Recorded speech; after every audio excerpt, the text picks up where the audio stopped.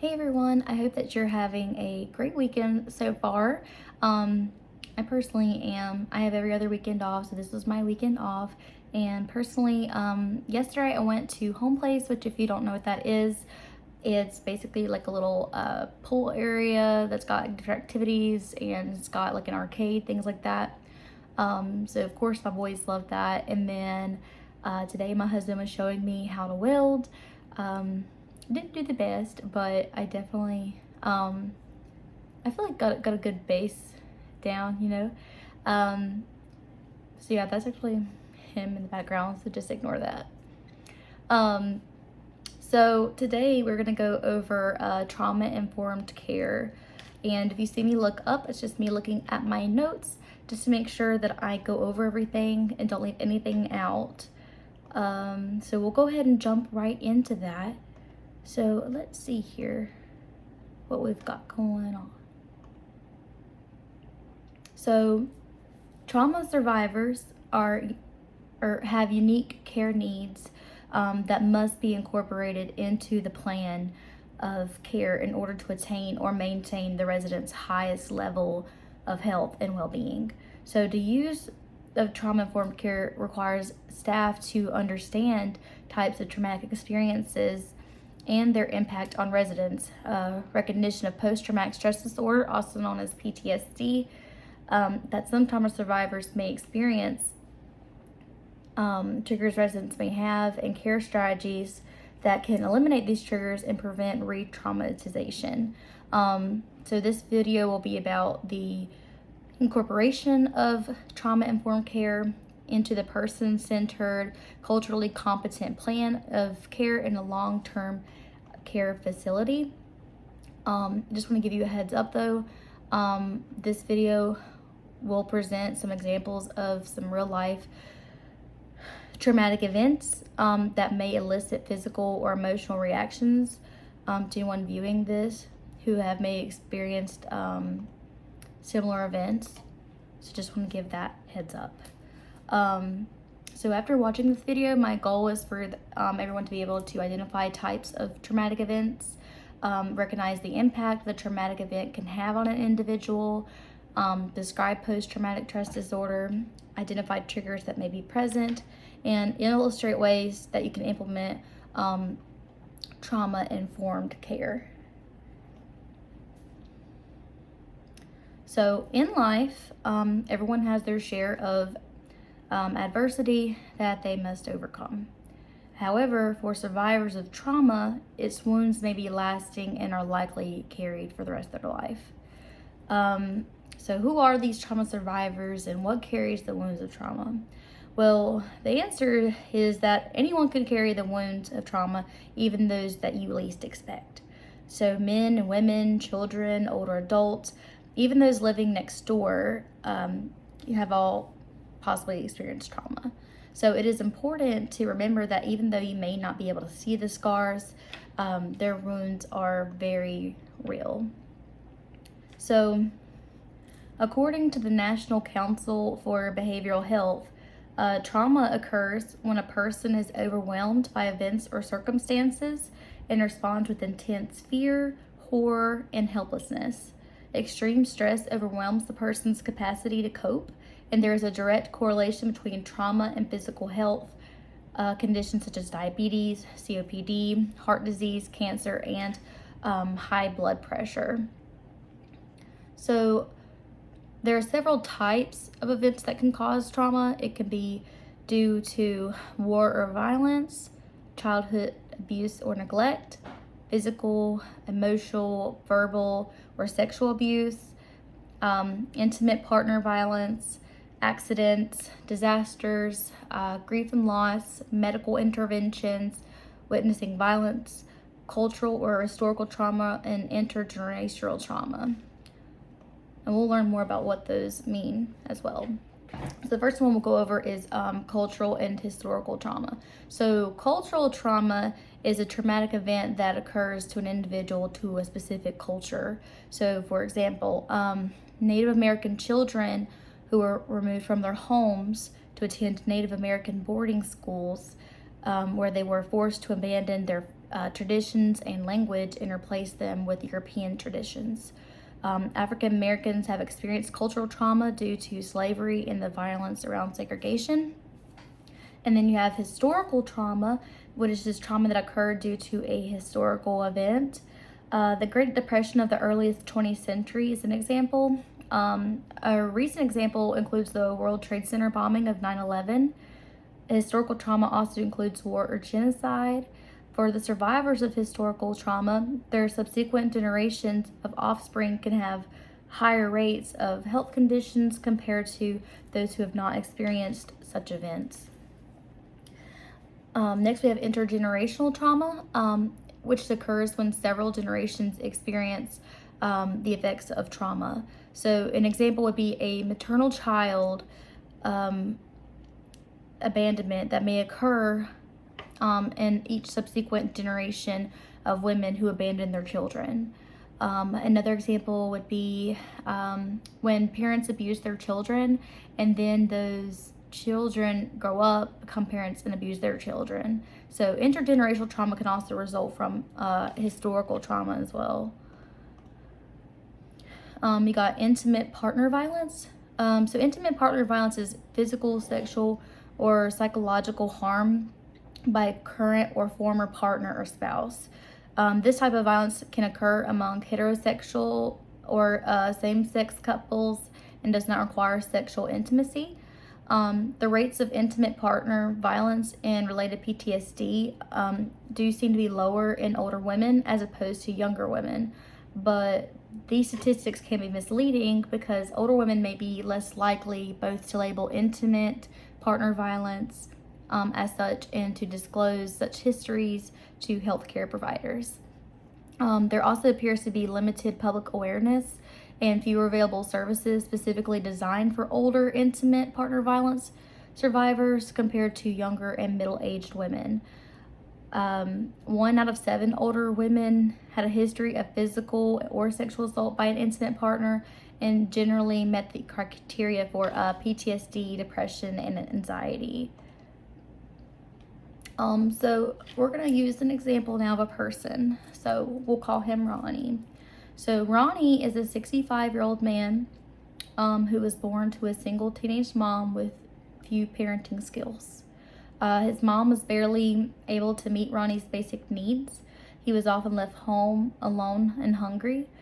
When he cried, his young mother, out of frustration, tried to ignore him, and then when that would fail, to make the crying stop, she would scream at him in anger, shouting, "I hate you and wish you had never been born." So as he grew and natural curiosity developed, instead of being taught about anger, he was slapped and punished whenever he stepped out of acceptable boundaries. So as a result, new or stressful situations made him afraid. So at age 6, he was sexually assaulted by a neighbor, and he tried to tell his mother about what happened, but was told that the neighbor was a nice gentleman who would never do anything like that. The perpetrator often teased him and humiliated him over the next year whenever he saw Ronnie.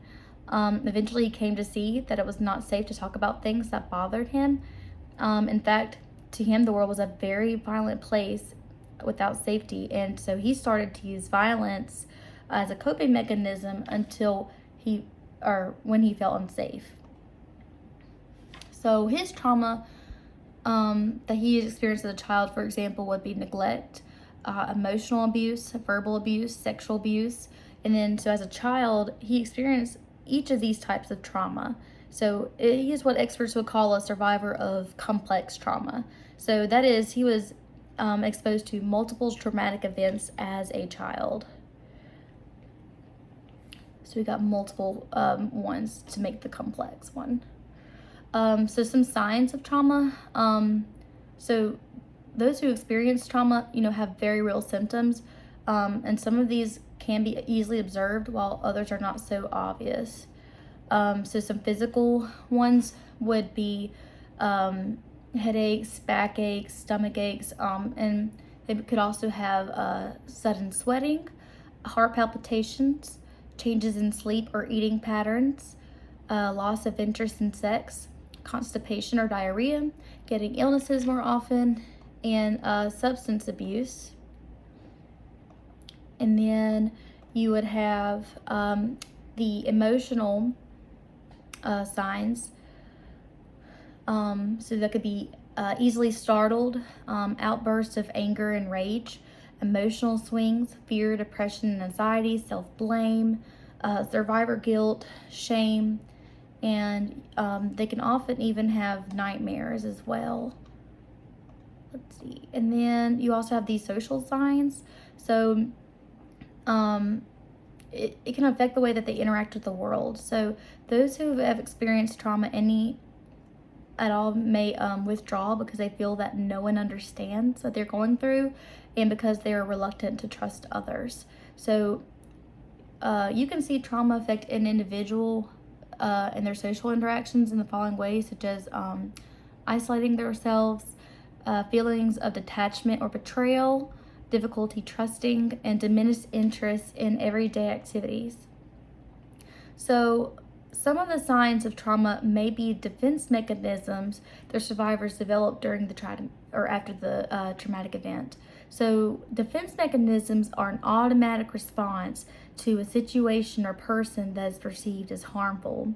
So defense mechanisms are not always beneficial and may isolate the survivor from those who seek to help them. So some defense mechanisms that you may encounter when working with survivors of trauma are acting out and disassociation. So acting out is using extreme behavior to express feelings that the survivor may be unable to communicate. For example, a trauma survivor may become violent instead of communicating that they are uncomfortable or just simply angry.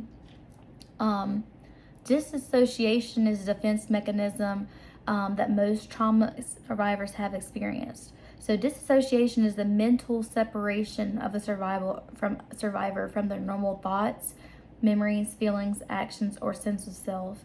It is an experience of being completely disconnected from the present and immediate surroundings. It may feel like the survivor is watching themselves from a distance. A survivor may unintentionally use disassociation to avoid comfortable or stressful situations. Disassociation can take many forms, like feeling numb or checking out. It may involve blocking feelings such as anger or sadness. So we're gonna go over some of Ronnie's experiences. So during his middle school years, Ronnie acted out in anger and defiance. He was violent toward other children and even went so far as to strike one of his teachers. He was diagnosed with attention deficit hyperactivity disorder, also known as ADHD, and oppositional defiant disorder. He was typically placed in a special education classroom for students who were socially and emotionally disturbed. He encountered many other aggressive children in that special education classroom, and so his days at school were often spent in fight mode. Then eventually, Ronnie was placed in inclusive classes in high school, but he never felt as though he fit in with the quote normal kids. So then in his 20s, Ronnie met the woman whom he married. They had 3 children together. And then as his children grew, Ronnie provided for their basic needs, but was emotionally unavailable for them, just very distant. He loved them, but thought they should be tough and be able to defend for themselves. He had a difficult time connecting with them, but was relieved that they seemed to turn out to be normal, unlike him. His children frequently confided in his wife, leaving Ronnie out of their life. Then Ronnie began to feel like his family did not understand him. He was unable to share his feelings with his wife, and she became emotionally distant. In his 30s, Ronnie and his wife divorced due to an ongoing conflict that arose from Ronnie's inability to trust his wife. And since the divorce, Ronnie has used alcohol and drugs regularly to cope with his life. So, over the years, he has shown more signs of trauma. So, violence, difficulty trusting, isolation, and substance abuse.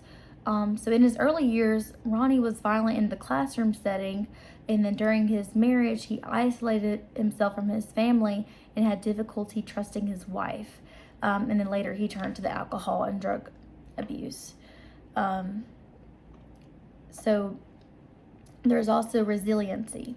So So resiliency is a powerful human trait that allows individuals to adapt and function despite exposure to trauma. So resiliency, the power to bounce back and overcome, is a testament to the strength of the human spirit. So researchers are just starting to understand resiliency in older adults. However, they have found that older adults with the resiliency have certain traits or attitudes, such as feeling satisfied with one's life, fewer signs or symptoms of depression, social connectedness or social support, community integration, feeling that life has a purpose, being married or living with a partner, and fewer physical or medical conditions. So Ronnie's resiliency, despite his setbacks, would be like, as a young man, he was able to get his GED. He saw the Army as a positive way to escape the poverty-stricken life in which he was raised. Despite his past defiance of authority, he responded well to the strict military routine, and he was able to channel the anger from his traumatizing childhood to meet the physical demands of the military. So Ronnie developed positive social connections, and over time his anger softened, and he formed lasting relationships with several of his fellow soldiers, and he gained self-confidence and as he trained with new soldiers and earned their respect. So now we'll get to post-traumatic stress disorder. So definition-wise, it's being feelings of dangerous, fearful, or shocking situations that may cause an individual to develop PTSD. Even the sudden death of a loved one can cause PTSD. For those with PTSD, the fight or flight response continues long after the negative situation has resolved or the individual is no longer exposed to it. So it is normal for people to experience the fight or flight response after a traumatic situation. However, it is the continuance of this response that causes PTSD. During a flashback, they might also have a deer in the headlights response with racing heartbeat, sweating, and disassociation from the situation. This is referred to as the freeze response when neither fight nor flight is possible. So when the fight or flight response is prolonged, an individual may have some of the following behaviors or characteristics. They can be easily startled or surprised. They can feel stressed or edgy, insomnia, and anger. So the signs and symptoms of PTSD may appear immediately after the event and typically manifest within 3 months of the incident, but they may even persist for years afterward. The symptoms can be debilitating and disrupt relationships, daily life, and work. And those with PTSD have a fear response to all types of environmental stimuli. So therefore, environmental stimuli such as sounds and lights or even smells can trigger an overly intense response that disrupts daily life. So those with PTSD may have times when they re-experience the traumatic event or situation. A flashback occurs when a person with PTSD re-experiences such an event. Flashbacks can occur in nightmares, and during a flashback, these individuals may relive the trauma over and over, have a racing heart, sweat, or just be fearful. These flashbacks can be triggered by individuals' own thoughts and feelings. Situations, conversations, and objects can also trigger flashbacks or re-experiencing. Then you have avoidance. So those with PTSD may cope by avoiding the places, events, people, or objects that remind them of the traumatic experience. They may also avoid thinking about or blocking feelings related to the traumatic event that caused their PTSD. So, for example, if an individual was traumatized by gun violence, they may choose to avoid guns entirely, either in person or in television and video games. Those with PTSD may have adverse effects to their mood and cognitive abilities. These can worsen over time. So some of the effects PTSD can also have on mood or cognition include trouble remembering the traumatic event, negative thoughts about oneself or the world, guilt, loss of interest in one's love activities, alienation, and then detachment from friends and family. So then we'll kind of look at see how that affects older adults. So basically, researchers have found that older adults report significantly fewer traumatic experiences than those who are young or middle-aged. However, this may be due to older adults perceiving their mental health condition as a physical concern, such as the aches and pains of arthritis instead of PTSD or a reaction to trauma.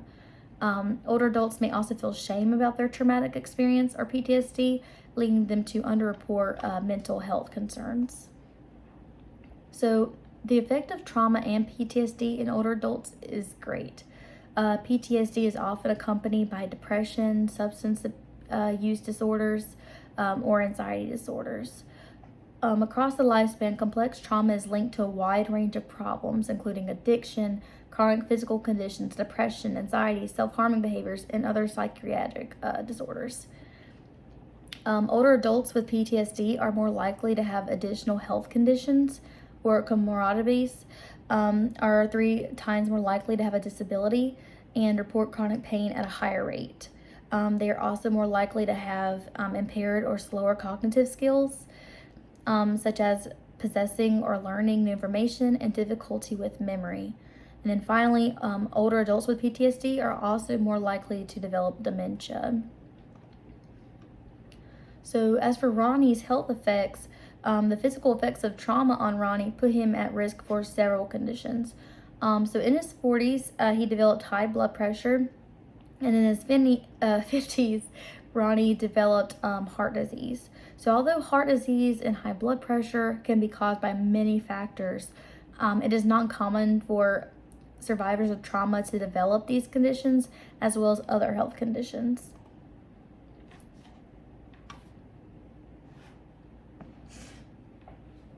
So we'll have a little review. So the statement that would best characterize trauma would be that it causes intense fear, horror, and helplessness.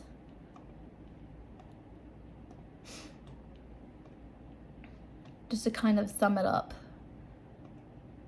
Okay, so trauma occurs when a situation or event causes intense fear, horror, or helplessness. So those who experience trauma can have many physical or mental responses, some of which may last a lifetime.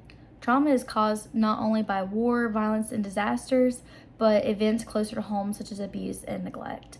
Resilience is a human characteristic that allows survivors of trauma to overcome and continue the functional life. And the resilience in older adults who are survivors of trauma is personified by remaining socially connected by those around them. So feeling that they have a purpose in life and living with a partner or being married and then having fewer medical conditions. And then in summary, once again, PTSD is associated with a prolonged fight or flight response in which survivors of trauma have a fear response to stimuli in the environment. Flashbacks occur when an individual with PTSD relives the traumatic event. And so during a flashback, they may also have a deer in the headlights response when racing heartbeat, sweating, and dissociation from the situation. This is referred to as the freeze response, when neither fight nor flight is possible. The fight, flight, or freeze responses allow an individual to deal with the dangerous or threatening situations. And so now we can move on to the trauma-informed care. So, as we just previously learned, trauma greatly affects survivors.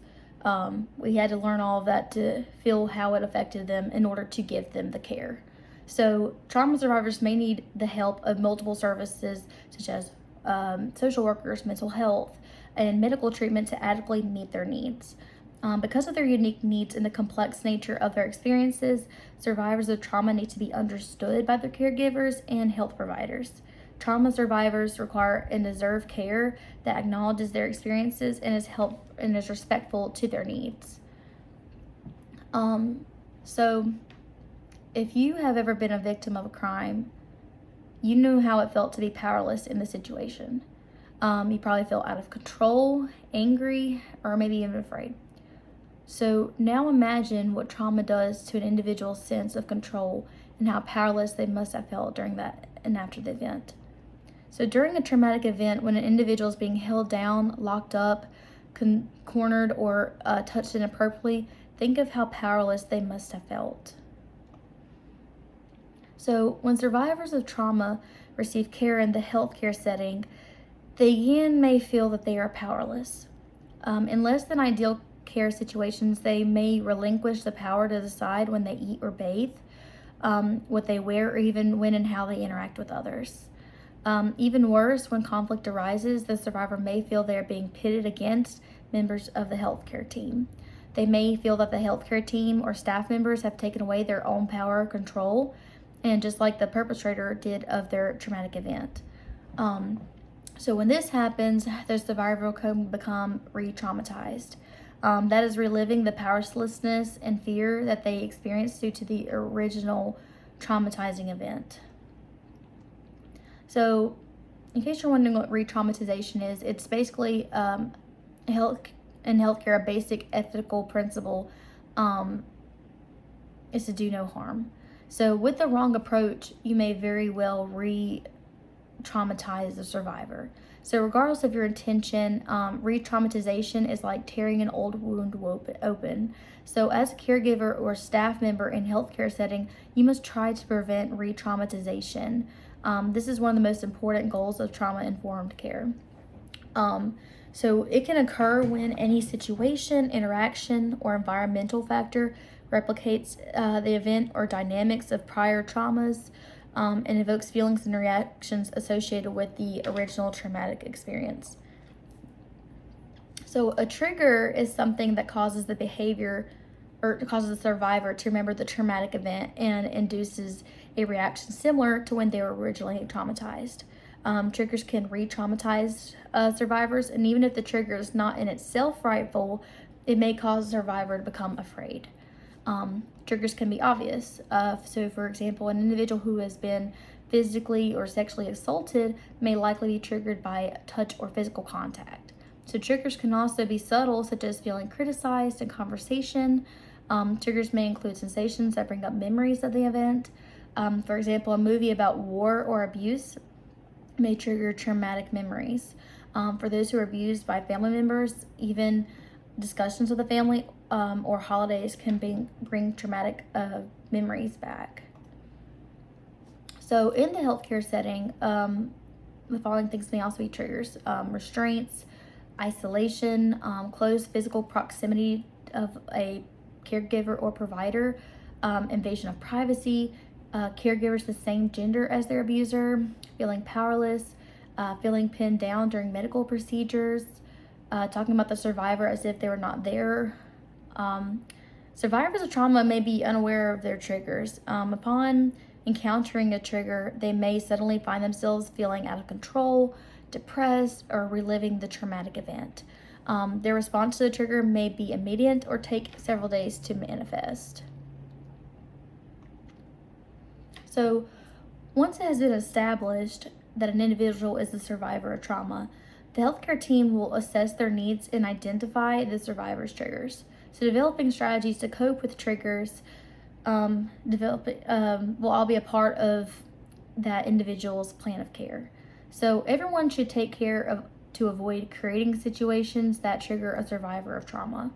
Even if you are unsure of a survivor's triggers, you can still help a survivor avoid re-traumatization by using the principles of trauma-informed care.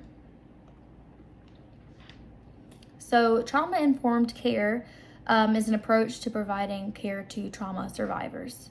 Trauma-informed care recognizes the experiences endured by survivors and responds to their needs and helps them to their path to recovery. So when working with survivors of trauma, it is imperative that you use the principles of trauma-informed care to prevent that re-traumatization. So, in practice, trauma informed care includes several principles. When you use these principles, you are helping survivors of trauma get trauma informed care. And so, these can include safety, trust, collaboration, empowerment, cultural, historical, and gender issues. I cannot talk today, I swear. Okay, so when it comes to safety, survivors of trauma need to feel safe and have a low stress environment. If a survivor of trauma does not feel safe and secure in their environment, they may become stressed, triggering their fight, flight, or freeze response, similar to when they experience trauma. Your organization should have a system in place that promotes a safe and secure environment, not only for survivors of trauma, but for all individuals, including employees. It is important that you follow safety protocols of your organization to make survivors of trauma feel safe and thus prevent re-traumatization. So you should keep emergency exit doors closed so that strangers cannot just wander into the building. And when entering an individual space, you should always be sure to respect their privacy by closing the door behind you and knocking before entering. And then report any signs of suspected abuse to your supervisor immediately. So do you feel safe in your home? Is a question commonly asked by medical practitioners. So what should you do if an individual confides in you that they do not feel safe? You need to ask them why. Offer your support, and if you can make adjustments to their surroundings that will make them feel more comfortable, do so. If a survivor confides in you that they do not feel safe, you need to be sure to inform the nurse or your supervisor so they can investigate further and communicate the supervisor's or the survivor's concerns with the healthcare team. And then trust is the basis for all healthy relationships, including the relationship between the trauma survivor and those who care for them. So to cultivate trust, your organization's policies and procedures should be transparent or readily available to the survivor.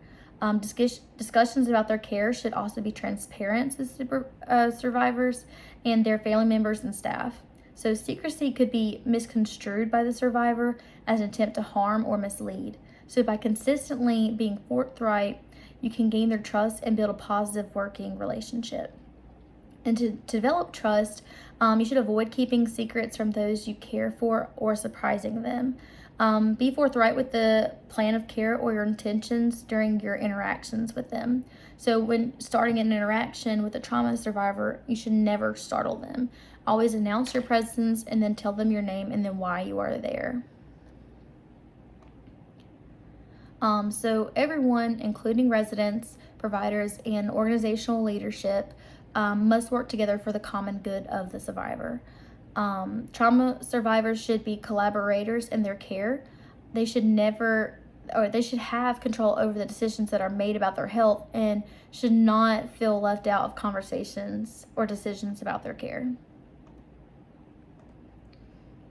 So trauma-informed care means that caregivers address and move beyond stereotypes about race, ethnicity, sexual orientation, age, religion, gender, identity, and geography to provide care for survivors of trauma. Trauma-informed care embraces cultural preferences. It provides access to gender-appropriate services.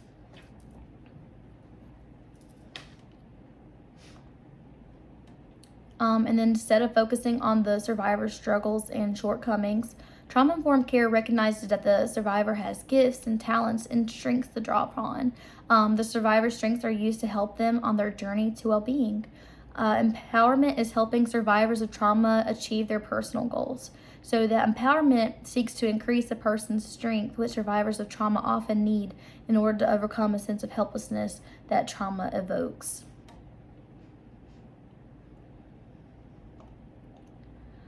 Even the words you use to talk about individuals who have endured trauma can be empowering. So for some, the use of the term victim implies helplessness or being trapped, while the term survivor invokes feelings of strength in the face of great odds, or someone who fights back against adversity.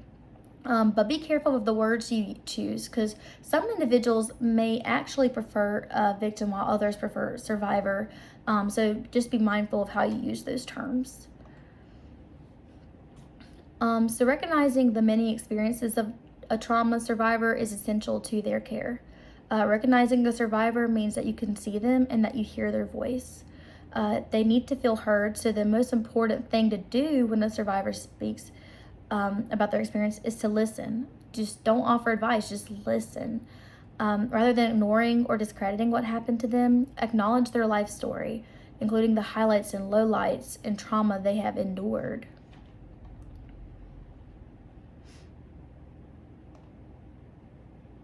So, real quick question. So, what would best recognize a survivor's experiences when they talk about their past with you? Just basically just to listen to them and to not judge their experience. You don't want to tell them how to avoid trauma in the future. You don't want to decide if they're believable or if they're just delusional. And you don't want to review their chart or look for any signs of trauma. Just listen to them. So we're going to go to a new case. And this one will be named Janie, or Janine. So Janine is an 82-year-old African-American female diagnosed with paranoid personality disorder who has a long history of drug and alcohol abuse. So many years ago, she lived in an abandoned building with her twin daughters. So the abandoned building in which Janine lived did not have doors that locked and saw a steady flow of people living in its various rooms. So one night, Janine was attacked in the building by a stranger, and then she was brutally beaten and raped in front of her children. Upon receiving medical treatment for the wounds from the attack, it was discovered that her children were living in the abandoned building, as well as they were taken away from her by Child Protective Services. So really quick going over a question. So let's say that one day while passing by Janine's room, you hear her call out. So you stop in the doorway of her room, and Janine tells you that she keeps hearing voices outside her door, and then ask you to close the door. So what would you do? So you have the option of tell her that you must keep the door open for safety. No. Let her know that you heard her and close the door for safety. Yeah, I would say that's good. And then I would definitely not walk away and simply let the door remain open. That's one of the worst things you can do. Okay, so let's say to further explore that, let's say you got Fred, who's a maintenance worker at the organization where Janine is receiving care. So Fred needs to enter Janine's room to check the status of the heating and cooling unit in her room. It is the afternoon and Janine is taking a nap in her room. Fred peeks inside Janine's room and sees that she is asleep. He slowly opens the door and then tiptoes across the room to the heating and cooling unit. As he crosses the room, Janine opens her eye. The first thing she sees are his legs and his feet, and she looks up and sees a strange, unknown man in her room. Sitting up, Janine starts to scream, and she yells at Fred and throws a nearby glass of water at him, and he promptly runs out of the room saying he is sorry. So when Janine woke up to see that Fred was in her room, her body surged with energy. So her fight or flight response had been activated. So she now paces her room, her heart races, she sweats, her thoughts race with the face of the person who traumatized her in the abandoned building. So what has just occurred? Unfortunately, she has been re-traumatized. So she's basically just completely reliving that event. She was triggered when she saw the strange man in her room, sending her into a protective mode. She did not purposely attack him. Her condition elicited a response to perceived threat, and her response included a recollection of her trauma and then going beyond a panic attack. So what Fred should have done goes in several different steps that he could have taken. So he could have definitely checked with the caregiver. So he would have done that first just to see if it was okay to enter Janine's room. The caregiver and nursing staff would have known about Janine's history and then helped Fred without triggering Janine. He could have gotten an introduction, so he could have gotten a healthcare team member, such as the nurse or the caregiver that Janine already knows, to introduce him to Janine. And then by telling Janine his name and the purpose for being in his or her room, could have developed trust. Ideally, the caregiver would join Fred in Janine's room while he performed his engineering duties, just to help her feel a bit more safe still. And then lastly, he could just simply have asked permission. So in addition to introducing himself, he should have asked permission to enter Janine's space or room. This would have given Janine the chance to request that he come back after her nap, made her feel respected and in control of the area around her, and then always ask permission before entering the space of a survivor of trauma. Asking permission helps give the survivor control over their environment and their life, and additionally helps always respect the survivor's decision when asking permission. So when a survivor has a flashback or becomes stressed, there are some things you can do to help them. So first, you need to let the care team know because they may need medical attention. Keep a comfortable distance and do not encroach on their personal space. The care team should remind the survivor that they are safe. And then during a flashback, an individual may feel that they're back in that traumatic situation, recalling the environment around them during the trauma. So by using the sensations of their environment from their current location, the care team may be able to help them escape their flashback. So team members help the survivor become aware of the here and now by drawing their attention to the sights and sounds that are immediately around them. In theory, offering a glass of water may help the survivor, as this will activate the salivary glands, which stimulate the front part of the brain that helps control behavior, the prefrontal cortex. So offering a glass of water may be beneficial as well. So your organization may implement the use of an individual safety plan with survivors of trauma. A safety plan is created by the survivor and lists the activities or environmental stimuli that can make an individual feel safe. Survivors use the plan to develop positive behaviors in stressful situations, such as breathing, using positive self-talk, talking to a friend, relaxation techniques, music, reading for fun, watching a movie, exercising, or even just simply taking a walk. You have a very wide range that you can use here to kind of calm them. The safety plan can be kept on a small index card that the survivor keeps nearby, and then when they become stressed, the card acts as a reminder for them to use during those behaviors. Janine has identified that breathing and taking a walk help her in stressful situations, and the care team should encourage her to use her preferred technique when she starts to feel stressed. They could remind her to take a deep breath and offer to go on a walk with her. For some survivors, especially survivors of sexual abuse, the gender of the caregiver is very important. A female survivor traumatized by a male may become triggered if a male caregiver assists her with personal care. And to determine if a survivor should have a male or female caregiver, the care team should just ask the survivor which gender they are comfortable with. Even when they say they are comfortable with their caregiver, the survivor may need to have a different caregiver if they show signs of stress or anxiety during that direct care. So there are specific steps that a caregiver can take when providing direct care to a survivor of trauma that may help prevent triggering them. So first, you should always encourage the survivor to perform their own activities or daily living or personal care, such as bathing. This not only empowers the survivor, but avoids crossings of boundaries that may trigger the survivor. And the caregiver can prompt them to perform self-care by helping them gather their bathing or grooming items and setting out their clothing, which this is also good even in long-term facilities that I work at. I work in a nursing and rehab center, so a lot of times we are also even instructed to do this just to give them a sense of independence as well. So when a caregiver must come near or touch a resident who is also a trauma survivor, it is important to ask permission.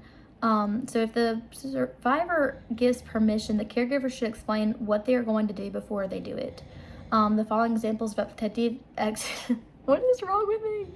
Activities for which you should ask permission would be combing or brushing hair, changing the bed linens, mopping up in the room, and delivering medication. The caregiver should get permission to come near or touch the survivor for each of these activities. Proceeding without permission may re-traumatize the survivor. So those who provide direct care come into close contact with those they care for during bathing, grooming, dressing, and other activities. So during such activities, the individual whom the caregiver is assisting may be physically exposed. So for survivors of trauma, the close personal nature of these interactions may make them feel vulnerable and powerless, and then thus triggering traumatic memories. So after getting permission from the I keep wanting to say supervisor, oh my god, sorry. From the survivor to help with personal care, the caregiver should take additional steps to make sure that the process is as stress-free for the survivor as possible. When care requires that an article of clothing be removed, the caregiver should first ask if the survivor can remove that item themselves. And then if they are unable to remove the clothing item by themselves, the caregiver should say, "Oh, it looks like you may need some help. Do you mind if I help you?" And if they agree, you should say, "Okay, well, I'm going to remove your shirt now, but I might touch you when I do. Let me know if this bothers you and I will stop." So being proactive in that communication and forthright about what the caregiver is doing while assisting the survivor can help build trust. So if at any time while assisting the individual they become uncomfortable, the caregiver should just stop. They may need to reassure the survivor that they are safe, and then when undressing the individual, take care to keep them as clothed as possible. Only removing the clothing item that's necessary at any given point. Using blankets to help keep them covered may also be helpful. During examinations or procedures, the survivor may request that a trusted caregiver, friend, or person be near them for support. You can advocate for the survivor by suggesting that a trusted individual is in the room or nearby during a potentially stressful situation. As the survivor develops rapport with one specific caregiver, it can be helpful and therapeutic for them to continue to work together rather than assigning a new caregiver to the survivor every day. So Carlos is a nursing assistant who frequently works with Janine. Despite having experienced sexual abuse by a male in the past, Janine has come to trust Carlos. Okay, so they developed a mutual trust after discovering that they grew up in the same neighborhood. Carlos does not judge Janine, and he gives her support or space depending on her needs. He can tell when she's starting to feel stressed and helps her by going on a walk with her every day. Janine has difficulty cleaning herself because of joint pain due to arthritis. She is unable to fit her arms over her head and struggles to reach her back at times. So to help Janine, Marguerite, a female nursing assistant, helps her at bath time. However, Carlos is nearby in case Janine has balance difficulty to prevent any types of falls.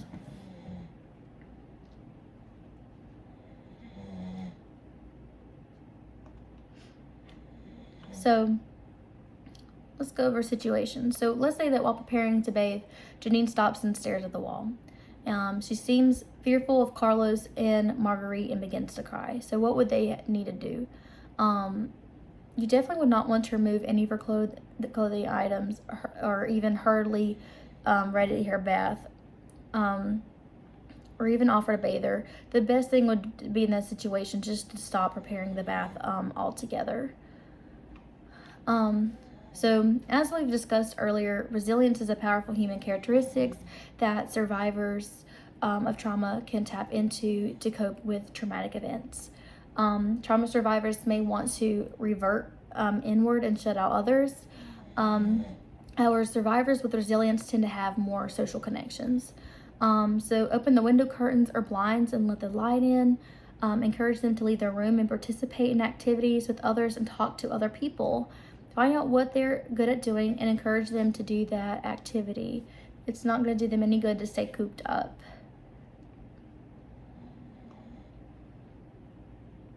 So another review. So what would most likely trigger an individual who was abused by a family member? They have decorations for a holiday, a documentary about World War II, receiving dental care, or the death of a close friend.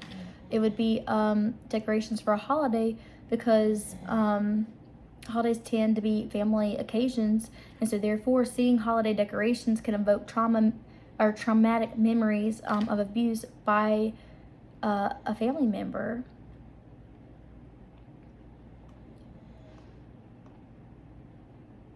So, in summary, we learned about the definition of trauma-informed care. Additionally, we learned of 5 elements that make up trauma-informed care. We were able to see how trauma-informed care helps survivors of trauma, and remember that when working with those who have experienced trauma, we want to be aware of their triggers and avoid situations that may trigger the survivor. When a survivor is triggered, it can cause re-traumatization. Caregivers must take specific steps to avoid triggering survivors when providing direct care. They must ask permission before providing care and explain what they are doing. Never touch a survivor without permission, and you can encourage resilience in survivors by empowering them. Just focus on their strengths and encourage them to maintain social interactions with others.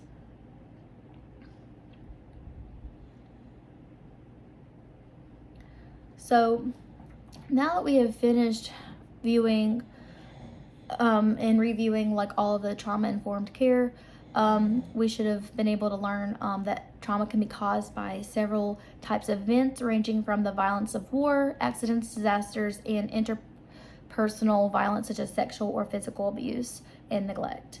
An individual is traumatized when traumatic events cause them to respond with intense fear, horror, or helplessness. And trauma stimulates the fight or flight response that, when prolonged, can cause PTSD. Survivors of trauma may have multiple signs of trauma, some of which are defense mechanisms or coping strategies. And signs of trauma, such as anger and substance abuse, are unhealthy and inhibit the survivor's health or path to wellness. Trauma-informed care is an approach to providing care to trauma survivors. Trauma-informed care recognizes the experiences that survivors have endured, responds to their needs, and helps them on their path to recovery. When working with survivors of trauma, it is imperative that you use the principles of trauma-informed care to prevent re-traumatization. And thank you guys so much for watching. I hope this was very educational for you, and then maybe you even learned something new. Thanks.